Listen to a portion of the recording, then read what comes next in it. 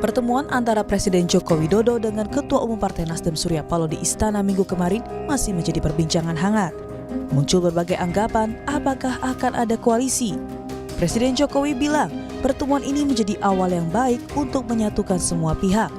Meski begitu, Jokowi menolak jika dirinya menjadi jembatan kepentingan politik antar parpol. Hal ini merujuk pada koalisi perubahan yang dinakodai Nasdem dan koalisi parpol pengusung Prabowo Subianto. Pertemuan politik biasa. Itu Bapak yang mengundang atau Pak Surya Paloh yang mengajukan diri?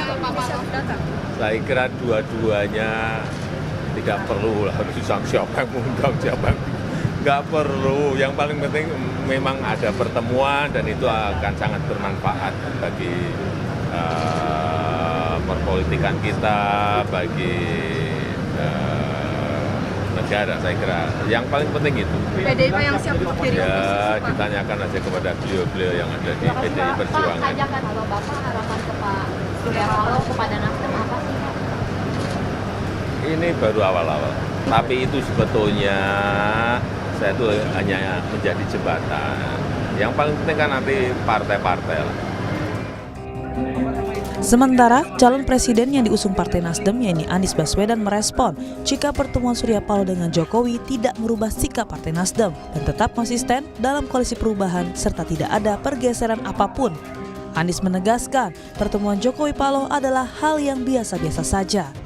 Baik-baik saja, dan saya tidak melihat ada perubahan sikap. Sikap tetap konsisten berada di dalam koalisi perubahan ini dan itu tidak, saya memandang tidak ada perbedaan. Sampai komunikasi dan tidak ada pergeseran posisi sama sekali nggak ada. Wakil Ketua Umum Partai Gerindra Habibur Rahman menegaskan bahwa langkah Presiden Joko Widodo untuk berkomunikasi sebagai cara positif mendinginkan suasana. Presiden dinilai menjembatani hubungan dan komunikasi para ketua umum partai politik atau kubu-kubu yang saat ini terpisah karena momentum pemilihan presiden ini. Tepat sekali kalau Pak Jokowi bisa menjadi penghubung atau penengah terkait situasi politik terakhir. Ya. Wajarlah kalau misalnya di event pemilu sebesar ini, ya, setelah pencoblosan ada pihak-pihak yang merasa tidak puas, ya, situasi juga masih cukup hangat dan kita kan perlu segera mengkondisikan pendinginan lah, agar apa? Agar kita bisa kembali hidup normal, ya, sebagai bangsa. Pemerintahnya bisa kembali bekerja melayani rakyat. Jika benar adanya koalisi, bagaimana sebenarnya simulasi potensi suara parpol berdasarkan partai pengusung dalam Pilpres 2024? Jika parpol pengusung Prabowo Gibran masuk pemerintahan, potensi suaranya mencapai 41,8% suara di DPR. Sementara, jika parpol pengusung Anies Mohaimin dan Ganjar Mahfud berkoalisi di luar pemerintahan atau sebagai oposisi, maka gabungan dari PDIP, PKB, Nasdem, PKS, dan P3 berpotensi mencapai 48,7% suara. Kami tegaskan, ini hanya simulasi berdasarkan hasil hitung suara sementara KPU. Namun dalam pemerintahan demokratis, prinsip check and balance tetap dibutuhkan agar demokrasi berjalan sehat. Lalu, apa makna pertemuan Jokowi Paloh minggu kemarin? Akankah ada otak-atik koalisi atau tetap teguh menjadi oposisi? Tim Liputan Kompas TV.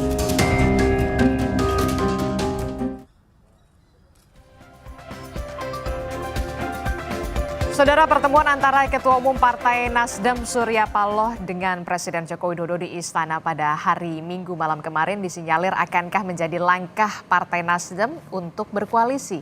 Jokowi juga mengklaim berperan sebagai jembatan semua partai politik. Diduga akan ada pertemuan-pertemuan lainnya dengan Ketua Umum partai politik. Apakah ini menjadi salah satu cara untuk mengamankan Prabowo Gibran di parlemen nantinya? Kita akan membahas bersama dengan sejumlah narasumber di pagi hari ini. Melalui sambungan Zoom sudah ada politisi senior PDI Perjuangan, Bang Andreas Hugo Parera. Selamat pagi Bang Andreas, apa kabar? Selamat pagi Adisti. Ya, kemudian ada juga anggota Dewan Pembina Partai Gerindra, ada Bung Andre Rosiade. Assalamualaikum Bung Andre, sehat ya? Waalaikumsalam warahmatullahi wabarakatuh. Selamat pagi Adisti, Bang Andreas dan Pak Kunto. Selamat pagi. Iya. Ya, Dan alhamdulillah juga sehat. di studio ada analis komunikasi politik dari Universitas Padjadjaran, ada Mas Kunto Adi Wibowo. Selamat pagi, Mas Kunto. Selamat pagi. Kabar baik ya? Alhamdulillah baik-baik. Iya, nanti juga akan segera menyusul bergabung dalam dialog di Sapa Pagi hari ini ada dari juru bicara Timnas Anies Mohaimin, ada Pipin Sopyan, Kang Pipin, tapi nanti kita masih akan menunggu kehadiran dari Kang Pipin ini melalui sambungan Zoom. Saya pertama-tama ke Bang Andreas Hugo Parera dulu nih dari PDI Perjuangan. Bang Andreas, ini kan kita melihat Presiden Joko Widodo kemarin pada hari Minggu malam itu bertemu atau melakukan pertemuan lah dengan Ketua Umum Partai Nasdem Pak Surya Paloh. Nah, kalau dari PDIP sendiri melihatnya betul ini katanya menjadi Presiden Joko Widodo ini ingin menjadi jembatan bagi semua partai politik. Jembatan, memang ada yang terpisah-pisah selama ini, Bung Andreas. Adisti, itu pertanyaan itu justru harus ditanyakan ke Pak Jokowi sendiri. Ya, apakah selama ini justru beliau yang memisah-misahkan gitu, sehingga beliau perlu membuat jembatan lagi gitu. Tapi terlepas dari itu, Adisti, artinya soal pertemuan kita nggak tahu persis apa yang menjadi topik pertemuan juga. Tapi saya kira saat ini yang lebih penting adalah kita tetap mengikuti proses pemilihan umum yang belum selesai, baik itu di tingkat pemilihan presiden maupun pemilihan legislatif. Yang penghitungan, saya masih di daerah nih, Adisti, dan penghitungan hari-hari ini masih di tingkat kecamatan di PPK gitu, dan itu masih berjalan terus dengan segala macam peristiwa-peristiwa yang terjadi juga di dalam penghitungan manual berjenjang yang terjadi di tingkat dari tingkat TPS kemarin tanggal 14 Februari, kemudian hari-hari ini masuk di tingkat kecamatan PPK. Nanti kemudian ke kabupaten, kemudian ke provinsi, dan kemudian baru tingkat nasional. Itu satu hal. Kemudian kita juga tahu bahwa ya para pengamat masyarakat melihat proses pemilu yang sedang berjalan ini penuh dengan peristiwa-peristiwa yang patut menjadi pertanyaan. Dalam hal ini tentu kita semua juga melihat dan ada tuntutan yang sangat kuat di masyarakat soal pentingnya perlunya audit forensik terhadap sistem IT yang berjalan, yang bekerja di KPU. Saya kira kita perlu menghormati ini, proses-proses ini, dan tidak membicarakan dulu terlalu jauh soal hal-hal Jadi yang lain. menurut Bung Andreas ini terlalu jauh begitu, terlalu dini. Apakah ini bisa dikatakan sebagai upaya tadi Pak Presiden mengatakan sebagai jembatan? Mau nggak dijembatani kalau PDI Perjuangan sendiri? Atau sudah punya jembatan lain? Ini kan sebenarnya upaya untuk memberikan legitimasi terhadap proses yang sedang berjalan ini gitu, yang belum selesai gitu. Nah itu kan semua kita juga bisa melihat itu gitu, bahwa dengan cara ini kan sebenarnya ingin memberikan legitimasi yang proses yang sedang berjalan yang sebelumnya yang sebenarnya ya masih di dalam proses dan ya belum selesai lah. Artinya pemilu sudah berlangsung tapi proses pemilu itu sendiri belum selesai. Oke, Bung Andre kalau kata Bang Andreas mengatakan ini masih terlalu dini sebenarnya, masih terlalu jauh, proses pemilunya saja belum selesai begitu. Harus ada yang perlu dibenahi, salah satunya adalah tadi soal IT KPU juga, kemudian masih proses pemilunya juga masih berjalan. Nah, langkah Presiden Joko Widodo ini dikatakan oleh Bung Andreas ini terlalu dini. Anda sepakat soal itu? Jadi begini, ada beberapa hal. Pertama, pemilu sudah selesai, ya, pencoblosan sudah selesai. Memang yang belum selesai itu adalah rekapitulasi, hitung berjenjang yang sedang kita lakukan, yang disampaikan oleh Bang Andreas tadi di tingkat kecamatan, nanti naik ke kota, kabupaten, provinsi, dan akhirnya di tingkat nasional. Ini yang sedang kita lakukan dan kita awasi secara bersama-sama. rekapitulasi itu, bukan penghitungan yang sirekap yang diakui oleh kita semua, oleh undang-undang, oleh KPU dan seluruh partai politik, ya hitung manual ini. Makanya senior saya Bang Andres lagi jaga gawang di NTT sana untuk memastikan suara beliau aman itu. Nah, sehingga beliau masih di lapangan. Nah, jadi memang itu lagi berjalan. Tapi tentu sambil itu berjalan, saya rasa tidak ada salahnya pertemuan-pertemuan antar tokoh, presiden dengan tokoh lain dengan tokoh lain. Untuk apa? Untuk mendinginkan suasana. Kita boleh beda pilihan, ya, beda pandangan, tapi tentu ya pemilu sudah usai, kita harus kembali mendinginkan suasana, merajut kebersamaan sebagai keluarga besar NKRI, gitu loh. Nah, bicara koalisi tentu masih jauh. Karena memang sekali lagi seluruh partai politik tidak akan ada bicara koalisi sebelum ada penetapan dari KPU, baik penetapan calon presiden yang terpilih maupun penetapan hasil pemilu legislatif. Ini yang harus yang dipahami. Jadi ini dua hal yang berbeda. Kalau koalisi saya rasa tidak akan ada pembicaraan sampai ada penetapan KPU. Yang ada itu mungkin adalah komunikasi untuk mendinginkan suasana, membuka komunikasi awal, dan menurut saya itu perlu kita apresiasi dan kita syukuri bahwa pertemuan itu sudah dimulai. Supaya apa? Ya, proses bisa berjalan, bisa saja ada saling gugat nanti, saling lapor ke Bawaslu dan ke Mahkamah Konstitusi. Ke Mahkamah Konstitusi. Nah, itu biarkan di tingkat elit. Jangan sampai di tingkat akar rumput ini masih rame, itulah. Itu yang paling penting, Adisti. Jadi tidak ada masalah, ada gugatan saling gugat nanti, ada yang tidak puas, itu hal yang lumrah, hal yang wajar. Di setiap pemilu juga ada. Dan kami juga melakukan hal yang sama di 2014 dan 2019 yang lalu, melaporkan dan juga menggugat. Yang penting, ya silahkan menggugat boleh, tapi jangan sampai situasi akar rumput, situasi rakyat masih panas. Jadi untuk mendinginkan situasi yang kemarin sudah sempat panas begitulah ya. Untuk cooling down gitu, Andre. Suasana. Jadi kalau ada yang tidak puas ya monggo silahkan. Itu hak konstitusi bersama. Silahkan digugat ke Mahkamah Konstitusi. Tapi saran saya dan saya harapan kita semua, kita harus memberikan teladan dan contoh untuk mendinginkan suasana supaya di tingkat akar rumput, di tingkat masyarakat tidak ada lagi keadaan dan situasi yang kurang kondusif seperti itu. Oke, baik. Kalau Mas Kunto sendiri perspektifnya seperti apa? Kalau Bung Andreas mengatakan ini masih terlalu dini, langkah politik Jokowi ini masih terlalu dini, apalagi proses pemilu masih berjalan. Kalau menurut Bang Andre, ya ini untuk mendinginkan tensi lah ya, kalau yang kemarin sempat panas. Anda melihat pandangan Anda akan kemana Presiden Joko Widodo dengan upaya bertemu dengan Ketua Umum Partai Nasdem Surya Paloh ini? Ya, ini harus diakui Pak Jokowi adalah komunikator politik yang luar biasa, Mbak. Gitu. Karena Pak Jokowi berhasil, ya pada intinya politik itu persepsi kan. Bagaimana saya membuat persepsi tertentu, bagaimana kemudian publik mempersepsikan sesuatu. Dan di sini Pak Jokowi tampaknya berhasil dengan hanya pertemuan makan malam dengan Ketua Umum Nasdem gitu kan.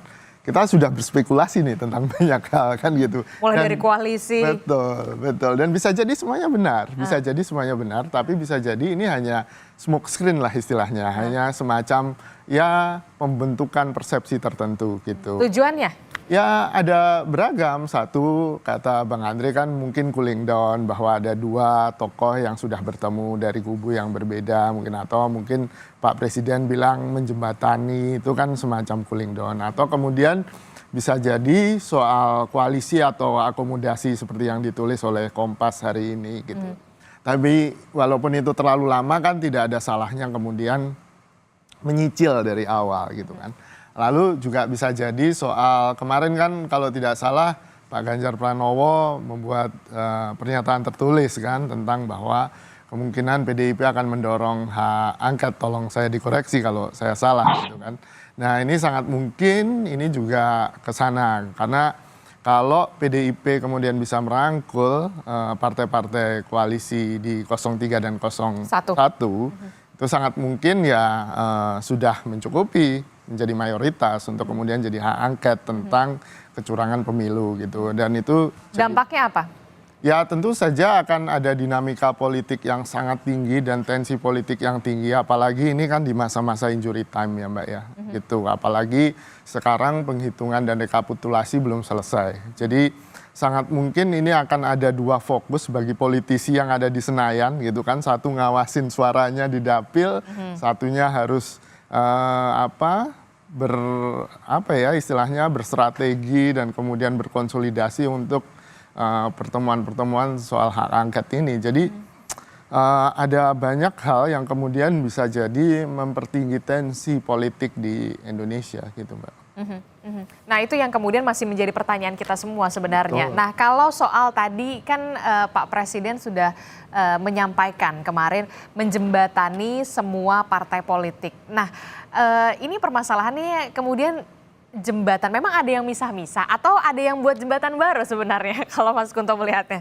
Saya melihatnya kan begini, bahwa sangat mungkin kalau memang dari hasil rekapitulasi, saya harus hati-hati nih ngomongnya karena ada 01 dan 03 gitu.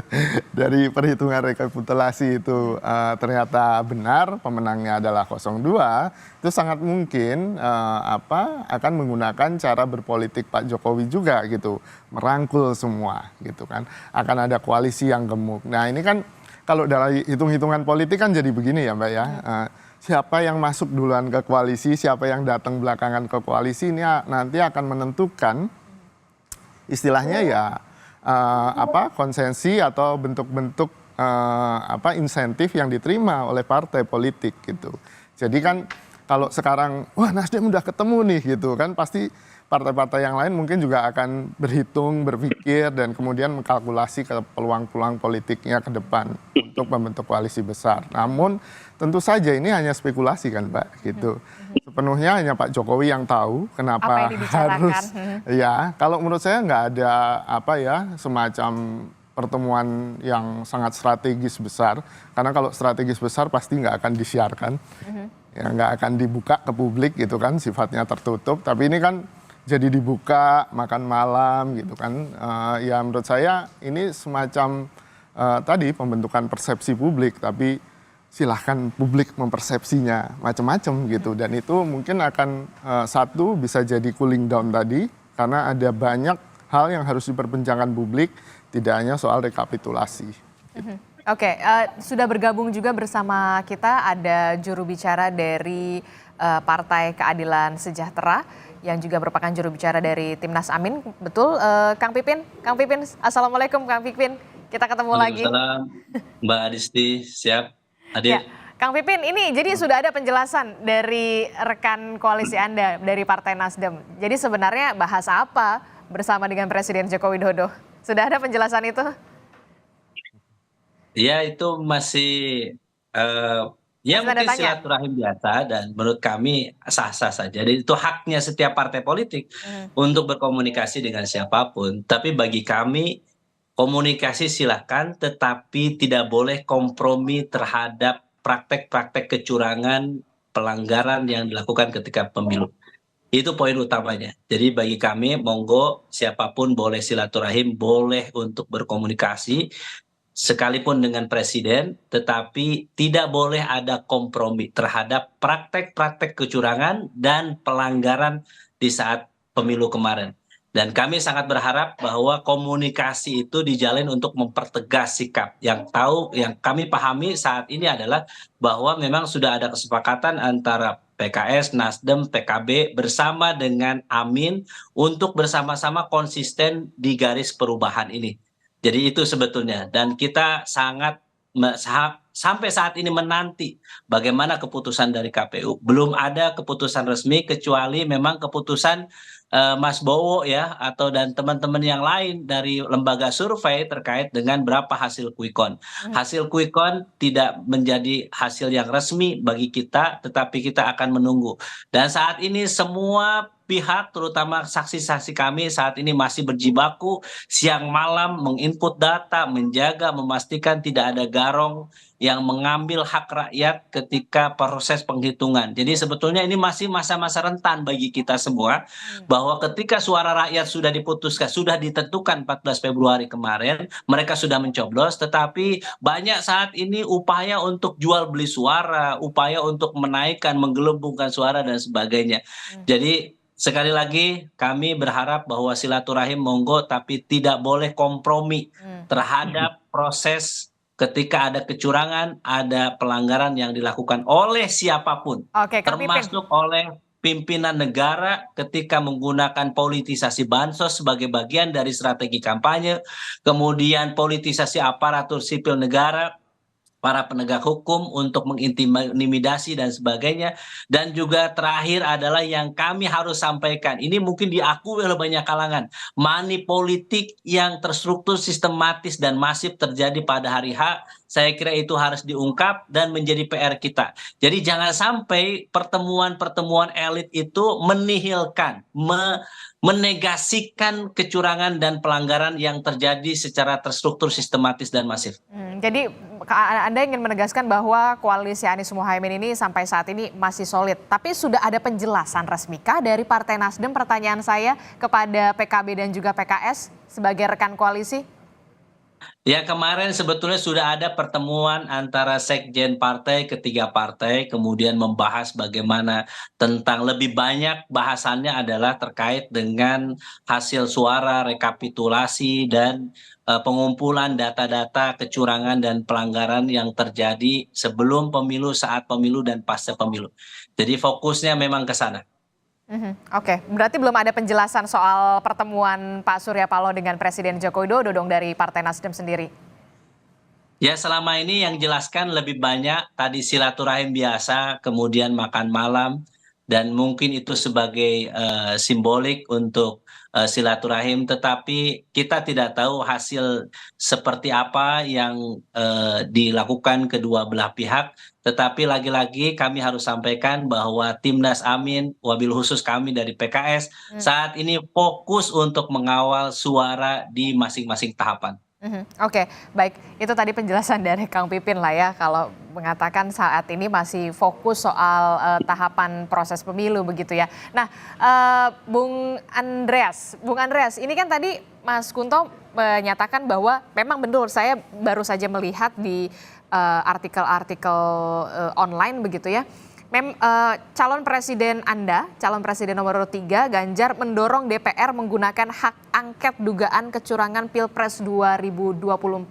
Seurgensi itukah? Ya, apakah kita tidak melihat bahwa pemilu yang demokratis sebagaimana yang kita impikan itu urgen? Saya kira itu pertanyaan yang bermakna untuk proses yang sedang berjalan ini gitu. Dan saya kira ya seperti apa yang disampaikan oleh Mas Ganjar, saya melihat bahwa kalau kita bicara di lembaga-lembaga yang sekarang praktis seperti MK, apakah kembali ke MK yang kita tahu bahwa proses yang sebelumnya terjadi begitu banyak proses manipulasi dan yang kemudian menghasilkan yang seperti sekarang kita lihat, apakah itu harus kembali ke sana sehingga saya kira apa yang disampaikan oleh Mas Ganjar adalah ya kita kembalikan ke rakyat gitu, dan salah satu poin rakyat itu ada di DPR gitu, yaitu ya hak angket misalnya. Jadi kalau dari PDI Perjuangan sendiri, kalau ya kita masih fokus pada proses penghitungan ini. Kita masih fokus pada proses penghitungan, dan ini akan menunjukkan kepada rakyat bahwa kita konsisten dengan keinginan kita untuk pemilu yang ya fair, pemilu yang adil, jujur, dari bukan hanya ketika proses penghitungan, tapi juga bagaimana sejak awal gitu. Artinya sebelum tanggal 14 Februari, kemudian pada saat tanggal 14 Februari, tadi juga Mas Pipin sampaikan bagaimana peristiwa-peristiwa yang terjadi pada 14 Februari dan juga pasca 14 Februari yang belum selesai gitu. Jadi makanya tadi kalau saya katakan bahwa upaya sekarang apa yang dilakukan oleh ya kalau saya melihat secara persepsi dari tadi kalau meminjam istilahnya Pak Kunto tadi, persepsi yang politik itu persepsi yang ingin dibangun sekarang adalah ya memberikan legitimasi, legalisasi awal terhadap proses pemilu yang dengan berbagai catatan yang kecurangan-kecurangan yang terjadi selama ini gitu. Jadi saya kira kita jangan terjebak di dalam upaya legalisasi dan legitimasi awal yang diberikan melalui para elit politik gitu. Nah saya kira ini yang harus menjadi perhatian kita, dan ya kita berhati-hatilah terhadap semua upaya-upaya yang ya dibangun melalui persepsi-persepsi tadi gitu. Karena selama ini persepsi-persepsi itu juga banyak menjebak kita ke dalam ya hal-hal proses pemilu yang kita tahu menjadi tidak fair gitu. Oke, Kang Pipin ini kalau saya melihat membaca calon presiden nomor urut 3 Ganjar Pranowo ini mengajak koalisi Anies Muhaimin pakai hak angket DPR untuk mengusut potensi kecurangan pemilu. Dari koalisi 01 sendiri, koalisi Amin sendiri, bagaimana menanggapi ini? Ya tentu kami akan mengkaji itu ya, dan kami akan mempertimbangkan apakah opsi itu bisa kita lakukan ya. Dan kalau kita melihat banyak pelanggaran, banyak praktek kecurangan yang terjadi, yang dugaannya adalah dilakukan secara terstruktur, sistematis dan masif, memang salah satu langkah yang bisa dilakukan adalah menggunakan hak angket. Tapi kami harus sampaikan bahwa langkah ini langkah yang strategis. Tentu kami akan membahasnya dengan seksama usulan dari Mas Ganjar ya, dan saya kira tidak ada salahnya misalnya kita memang mengkaji ini, mengambil salah satunya mempertimbangkan untuk mengambil sikap ini untuk tadi mengungkap. Jadi hak angket adalah hak yang dimiliki oleh anggota dewan untuk memastikan apakah yang sudah dilakukan oleh eksekutif, presiden sudah benar atau melanggar konstitusi dan undang-undang. Saya kira inilah yang kita harapkan sejak ya saya kira 5 tahun terakhir ya, ketika kami oposisi merasa sendiri, kemudian tidak bisa hak angket yang kami usulkan terkadang memang tidak bisa berjalan karena kami hanya 8% di PKS.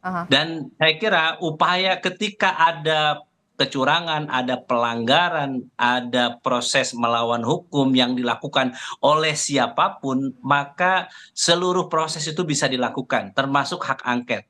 Dan sekali lagi kami tentu akan mempertimbangkan ini, mengkaji dengan seksama usulan ini, dan ini menurut kami adalah cara konstitusional, cara bagaimana Undang-Undang MD3 memberikan keluasan kepada anggota dewan untuk melihat ini tidak hanya melihat sebagai pelanggaran di pemilu, tahapan-tahapan pemilu, tetapi ruang untuk bisa menggunakan. Kenapa? Karena tadi ada cawe-cawe yang di luar batas, ada offset yang dilakukan oleh lembaga eksekutif yang dipimpin oleh presiden. Di situ saya kira DPR memiliki hak untuk menggunakan haknya tersebut. Oke, bagaimana kemudian respon dari Bung Andre Rosiade selaku dari kubu 02 yakni Prabowo Gibran jika memang nantinya kubu 01 dan juga 03 ini betul-betul bersepakat untuk menggunakan hak angket untuk mengusut kecurangan pemilu? Jangan dijawab dulu Bung Andre, kita akan jeda dulu sejenak bersama kami, tetaplah bersama kami di Sapa Indonesia Pagi.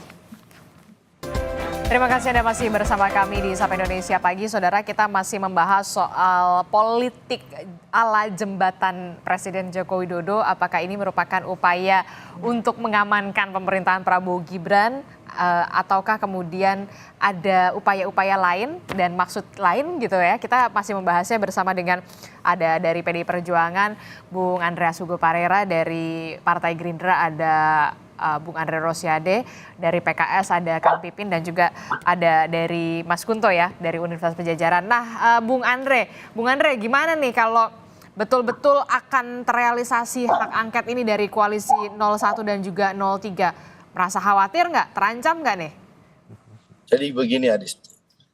Jadi kalau mengutip kalimat Pak Mahfud yang viral berapa tahun yang lalu ya, kita semua tahu bahwa yang kalah cenderung menyalahkan KPU, yang kalah cenderung menuduh yang menang curang. Itu sudah hal yang lumrah. Tapi kan masyarakat kan punya nurani, bisa melihat bahwa pemilu hari ini, pemilu saat ini berjalan dengan baik ya. Masyarakat datang ke TPS dengan riang dan gembira, tidak ada gangguan satupun, ya, tidak ada intimidasi satupun. Ya, proses pemilu ini berjalan dengan baik dan lancar. Dan diapresiasi yang ada di luar negeri melihat proses ini berjalan sangat baik. Karena kan bukan hanya saksi-saksi dari partai politik, saksi-saksi dari masing-masing kandidat, tapi seluruh rakyat juga mengawasi, termasuk juga perwakilan-perwakilan dari berbagai lembaga asing dan juga masyarakat negara-negara lain gitu loh. Dan melihat proses pemilu kita ini berjalan dengan sangat baik. Nah, kalau ada ketidakpuasan ya hal yang wajar dari yang kalah ya. Tentu mereka akan menggunakan hak-hak konstitusi mereka, mulai menggugat, melaporkan ke Bawaslu atau menggugat ke MK, atau ada wacana hak angket itu. Ya itu hal-hal yang wajar, tapi masyarakat kan tahu bahwa opini, narasi, TSM yang disebut tadi kan itu narasi-narasi penyesatan. Karena masyarakat mengetahui bahwa pemilu ini berjalan dengan baik dan normal. Bahkan sekarang kalau kita lihat, kita rasakan dan kita ke lapangan langsung, itu perhitungan manual di kecamatan pun berjalan dengan sangat baik. Dan situasi sangat kondusif.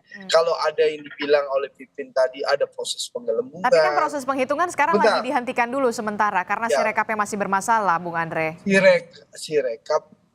Sirekap itu kan kesalahannya ada di KPU, IT-nya KPU. Silakan Komisi 2 nanti memanggil KPU dan menyelidiki. Saya rasa tidak ada masalah.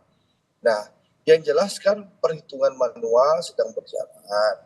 Kita awasi sama-sama. Nah, kalau ada isu penggelembungan itu, saya cenderung melihat, saya ini bukan juru bicara doang ya. Saya ini ketua Partai Gerindra Sumatera Barat, ketua tim kampanye daerah. Saya orang lapangan, saya melihat kondisi bahwa yang disampaikan Pipin ada proses penggelembungan itu permainan antar caleg. Yang saya lihat, saya analisis. Bung Andre? Bukan ada, tidak ada urusan soal pilpres, Adisti. Jadi ini soal pencalekan, permainan antar caleg, kompetisi antar caleg gitu loh. Yang merasa mungkin suaranya kurang, mulai lobby kanan kiri, kasak kusuk kanan kiri. Tapi kalau pilpres semua normal dan baik-baik saja gitu loh. Apalagi apalagi kita tahu jarak suara begitu besar. Yang nomor 02 57%, yang 01 mohon maaf hanya 24%, yang 03 mohon maaf hanya 17%. Jadi kita hormatilah hak rakyat menentukan pilihan. Jangan sampai orang yang kalah, yang minoritas memaksakan kehendak dengan melakukan narasi-narasi yang sesat, TSM, tapi nggak ada buktinya gitu loh. Karena saya kan pengalaman juga berkoalisi dengan teman-teman Pipin ini. Cara TSM, tapi setelah diminta buktinya, datanya, ternyata. Ya kan Anda juga waktu itu juga. Dua kali kita tidak membuktikan di Mahkamah Konstitusi. Jadi menurut saya, tapi itu hak yang kita hormati, monggo silahkan. Tapi yang perlu saya garis bawahi, pemilu ini berjalan dengan baik, rakyat sangat bahagia, rakyat sudah menentukan pilihan, jangan sampai ya suaranya kecil, memaksakan kehendak, dan mohon maaf, silahkan untuk menggunakan hak konstitusi. Tapi saran saya, jangan sampai masyarakat di bawah kita panas-panasin. Silakan hak-haknya dipergunakan, tapi kita jaga situasi masyarakat di bawah kondusif, karena perhitungan manual pun di bawah sangat kondusif, sangat baik. Gitu. Yang ramai ini kan Sirekap ini, Kang Pipin, yang bikin kita semua. Silakan Kang Pipin menanggapi respon dari Bung Andre, sesama dulu rekan koalisi 5 tahun yang lalu ini gimana nih? Ya. Mungkin Bang Andre pura-pura lupa atau bagaimana ya. 2019 itu kan Bang Andre termasuk kubunya, dan saya itu bagian dari waktu itu bagaimana proses kecurangan yang juga disebutkan oleh Bang Andre sebagai TSM, dan juga sampai yang marah-marah memprovokasi waktu 2019 juga langsung Pak Prabowo yang menyebutkan bahwa lembaga survei itu para pembohong, dan juga yang marah-marah tentang politisasi bansos 2018 2019 juga Bang Andre sebetulnya. Jadi dan kemudian memobilisasi massa untuk melakukan perlawanan juga adalah kubunya Bung Andre. Jadi maksud saya adalah terkadang orang yang saat ini terkadang lupa bagaimana dulu proses di 2019. Makanya saya sangat sedih sekali ya melihat fenomena di antara kita ini tutup mata terhadap proses kecurangan. Kami sangat memahami dalam pertarungan kompetisi. Saya sebutkan ini bukan perang, tapi kompetisi. Ada yang kalah dan yang menang itu biasa saja. Tetapi yang menjadi persoalan adalah ketika orang yang menang terus menggunakan segala cara, menghalalkan segala cara, menyabet semua peraturan, mengambil keuntungan dengan menggunakan fasilitas negara, program negara berupa bansos yang nilainya sampai ratusan triliun, dan kemudian memobilisasi aparatur negara untuk mengintimidasi, untuk mengarahkan pilihan. Kita tidak menghendaki ketika ada yang menang dengan cara curang kemudian menutup mata dengan seluruh proses yang saat ini dilakukan, seakan-akan kami menyampaikan bahwa ini narasi-narasi sesat dan sebagainya. How come? Bagaimana kita cara bernegara seperti ini gitu? Dan ketika memang ada cara-cara hak angket, cara-cara konstitusional untuk melakukan penyidikan di DPR RI, apakah ini bisa dilakukan atau tidak, kita gunakan itu cara-cara konstitusional. Dan kita ingin bagaimana kita merasa bahwa ini pemilu oke-oke saja, baik-baik saja, kemudian tiba-tiba harus dihentikan proses penghitungan, berarti ada sesuatu yang salah yang saat ini kita saksikan bersama. Jadi di antara kita sudah merasa unggul padahal KPU belum mengumumkan, kemudian kita merasa bahwa sudah menjadi pemenang, terus kemudian kita berpikir sudah bagi-bagi kekuasaan dan sebagainya, padahal KPU belum mengumumkan. Saya ingin mengatakan, ayo kita bareng-bareng semua melihat ya proses-proses yang terjadi pelanggaran, kecurangan seluruh rakyat Indonesia. Ayo kita merefleksikan apakah sudah benar atau tidak yang sudah kita jalankan saat ini. Ketika siapapun yang menang, saya katakan siapapun yang menang, kalau menangnya bermartabat, tidak menghalalkan segala cara, kita akan terima legowo. Tetapi kalau kemenangan yang didapatkan hasilnya para pemilihnya banyak, tetapi di situ menggunakan fasilitas negara, program bansos, di situ juga menggunakan aparat untuk mengerahkan pilihan, dan di situ juga money politik di mana-mana. Dan kemudian saat ini KPU juga tidak bisa melakukan apa, banyak kesalahan dan kekurangan di mana-mana. Apakah kita akan berdiam diri? Baik Kang Pipin. Saya kira inilah menjadi konsentrasi kita. Respon Boleh Anda. saya jawab itu, Adisti? Silakan singkat saja Bung Andre, karena waktu kita. Jadi gini, kami tidak pernah melarang hak konstitusi Pipin dan kawan-kawan untuk menggugat. Itu silakan. Jadi kita tidak ada melarang. Yang kita himbau adalah jangan kita ngompor-ngomporin rakyat. Nah, Pak Prabowo, sebentar, gantian dong. Anda bicara. Kita mengkompori masyarakat. Ya, siapa yang mengompori masyarakat, Bung Andre? Sebentar Bang Andreas, itu yang harapan kita. Silakan menggunakan hak konstitusi untuk melaporkan. Kalau yang tidak puas, silakan lapor ke Bawaslu. Kalau yang ingin sudah ada jalurnya masing-masing ya. Mbak Adisti. Sebentar. Saya, abang bicara tadi saya nggak cegat. Ini gantian dong kita bicara. Mari kita belajar berdemokrasi, gitu loh. Nah, menurut saya silakan itu dilakukan, ya. Buktikan. Tapi saya ingin menjelaskan ke Pipin ya. Di 2019 Pak Prabowo dari awal sudah melarang pendukungnya untuk turun ke lapangan. Tapi memang ada pihak di kelompok pendukung Pak Prabowo yang ingin mengumumkan turun ke lapangan. Sehingga akhirnya Pak Prabowo langsung datang ke Bawaslu yang meminta pendukungnya pulang. Ya. Meminta pendukung pulang, itu harus dipahami. Memang ada kelompok di kelompok pendukungnya yang itu di 2019 ya, Pak Andre. Pak Prabowo langsung ke lapangan. Pak Prabowo turun ke lapangan langsung menyuruh dan meminta pendukungnya pulang. Waktu MK kita menggugat, Pak Prabowo sudah menyampaikan dan melarang pendukungnya untuk turun ke jalan selama proses di MK. Mari kita dari televisi, tapi memang ada kelompok pendukung Pak Prabowo di 2019 Oke, baik Bung Andre. yang memang doyan turun ke lapangan. Oke, baik. Kita tangkap Bung Andreas. Untuk tidak turun ke lapangan, kita gunakan hak-hak konstitusi kita sesuai dengan aturannya. Sehingga pemilu bisa berjalan dengan baik, tapi proses gugatan juga bisa berjalan dengan baik. Bung Andreas Hugo, ada respon Anda soal ini? Saya kira kita tidak mengompori apa yang proses yang berjalan ini.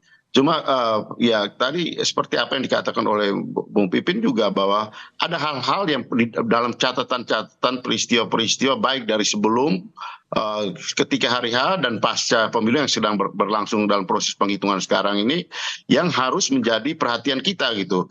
Nah, salah satu contoh konkret apa yang disampaikan oleh Presiden sendiri, bahwa beliau akan cawe-cawe dan kemudian juga tidak harus netral di dalam proses pemilu, dan itu yang dia buktikan sendiri dengan melakukan itu di dalam pelaksanaannya gitu. Jadi saya kira proses ini penting untuk menjadi catatan di dalam pelaksanaan pemilu. Nanti kita lihat melalui jalan konstitusi gitu. Itu bisa salah satunya seperti apa yang diusulkan oleh Mas Ganjar, bahwa proses melalui hak inisiatif, hak angket itu bisa dilakukan gitu.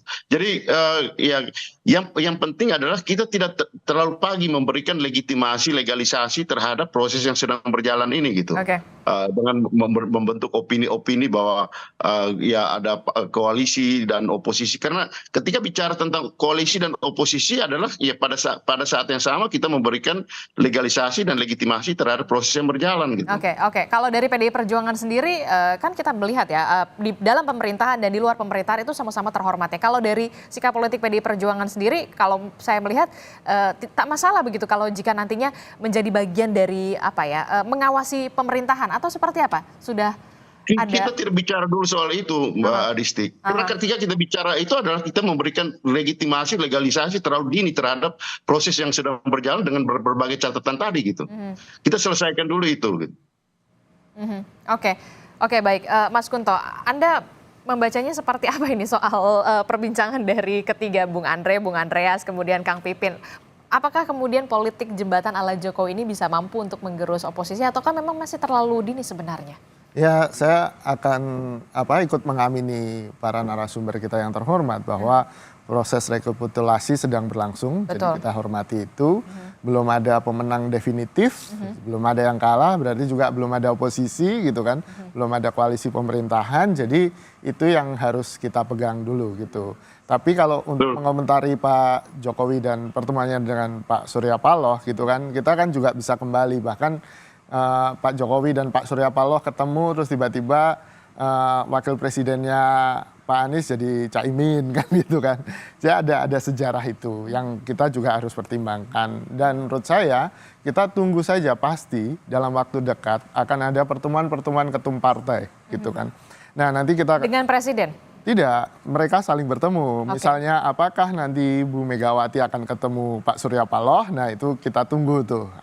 Karena berarti ceritanya akan jadi lain narasinya kan gitu. Bedanya akan ada perbedaan lagi gitu. Betul, kita akan juga berspekulasi lagi apakah benar akan ada hak angket, apakah benar koalisi 03 bergabung dengan koalisi 01 untuk di luar parlemen. Kita akan terus berspekulasi terus gitu kan, dan menurut saya itu akan menghabiskan energi kita. Lebih baik kita fokus pada proses rekapitulasi ini dan mengawasi sehingga pemilu ini punya legitimasi yang baik, Mbak. Itu menurut saya. Terakhir, apakah nantinya Presiden Joko Widodo setelah dari Partai Nasdem yang sudah dipanggil nih Pak Surya Paloh, apakah mungkin nanti tiba-tiba dari PKB dipanggil? Anda melihat ada pola-pola semacam ini karena kan Pak Jokowi sudah mengatakan saya ingin menjadi jembatan. Ya, itu keinginan Pak Jokowi tentu saja. Yang namanya keinginan kan harus bertepuk dengan tangan yang lain gitu. Kalau enggak kan jadi bertepuk sebelah tangan. Jadi ya sangat mungkin usaha-usaha itu sedang dilakukan oleh Pak Jokowi dalam artian menjadi jembatan tadi ya. Entah itu jembatan koalisi atau jembatan yang tidak menjadikan hak angket atau jembatan apapun itu namanya, tapi paling tidak jembatan ini berusaha dibangun, ya kan? Dan ya saya tidak memastikan, tapi kemungkinan besar akan ada misalnya pertemuan Pak Jokowi dengan ketum-ketum partai dari koalisi 01 maupun 03. Tapi saya Masuk dengan PDI Perjuangan? Ya usaha itu kan sudah ada, bahkan Pak Jokowi bilang minta tolong ke Sri Sultan Hamengkubuwono. Apakah akan terwujud? Itu pertanyaannya. Nah itu pertanyaan kita juga Mbak, karena saya bukan Bu Mega, saya juga enggak Pak Jokowi, jadi saya nggak tahu apakah akan terwujud atau tidak. Tapi demi, ya kalau saya sih demi persatuan bangsa ya, dan tidak kemudian menafikan bahwa ada proses rekapitulasi yang sedang berjalan dan itu juga harus diawasi. Pertemuan-pertemuan elit ini bagus asal kemudian tidak jadi menafikan kepentingan masyarakat yang lebih banyak. Niatnya baik gitu ya untuk sebagai jembatan, tapi Kak, apakah ada jembatan lain? Itu yang kemudian jadi pertanyaannya dong. Betul. Ya sangat mungkin gitu kan, makanya tadi sangat mungkin ketua-ketua partai yang lain pun juga akan bertemu gitu. Tapi mereka pasti sekarang sedang fokus pada rekapitulasi. Seperti tadi kata Bang Andre bilang kan, perpindahan suara itu sangat mungkin dari satu caleg ke caleg lain. Jadi ini harus ngawasin, makanya bapak-bapak ini sedang ada di dapil masing-masing untuk mengawasi rekapitulasi gitu kan. Dan terutama caleg ya, terutama pilihan legislatif gitu. Dan menurut saya ini fokus mereka hari ini, fokus politisi yang sedang berjuang ke Senayan gitu kan. Kalau ini kemudian diganggu dengan yang lain, tentu saja akan akhirnya problemnya akan muncul banyak Mbak. Satu, legitimasi politik tentang pemilu juga akan bermasalah gitu kan. Tadi kita tidak berharap apa yang terjadi di 2019 terjadi lagi di 2024 yang memakan korban jiwa, itu sangat-sangat kalau bisa tidak terjadi lah Mbak. Gitu. Kita masih akan tunggu dan juga hormati dari proses pemilu ini yang masih berjalan pastinya ya. Tapi juga kita masih akan melihat apakah nanti akan ada pertemuan-pertemuan selanjutnya, ataukah pertemuan 01 dengan 03, atau bisa saja Presiden Joko Widodo nantinya akan bertemu lagi dengan ketua umum partai politik lainnya. Kita nggak akan pernah tahu. Nanti kita akan bahas lagi pastinya ya di perbincangan selanjutnya. Terima kasih Mas Kunto dari Universitas Padjadjaran, dan juga ada dari kubu Anies Muhaimin yang merupakan dari PKS juga ada Kang Pipin. Terima kasih Kang Pipin. Kemudian juga dari Partai Gerindra juga Bang Andre Rosiade, terima kasih. Dan juga dari PDI Perjuangan Bung Andreas Hugo Parera, terima kasih sudah bergabung bersama kami. Bapak-bapak semua sehat-sehat selalu, lancar semuanya pokoknya ya. Amin. Terima kasih. Assalamualaikum.